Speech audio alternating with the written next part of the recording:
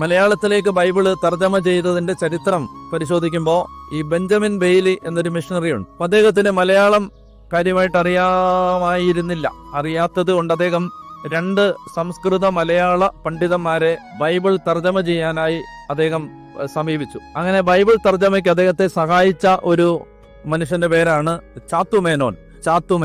അപ്പൊ അദ്ദേഹം ഈ ചെങ്ങന്നൂര് ഭാഗത്തെ ഒരു തഹസീൽദാറായിരുന്നു, ഒരു വലിയ ഉദ്യോഗസ്ഥനായിരുന്നു അദ്ദേഹം അന്ന് ആ കാലത്ത്. അപ്പൊ ഈ ചാത്തുമേനോൻ എന്ത് ചെയ്തു?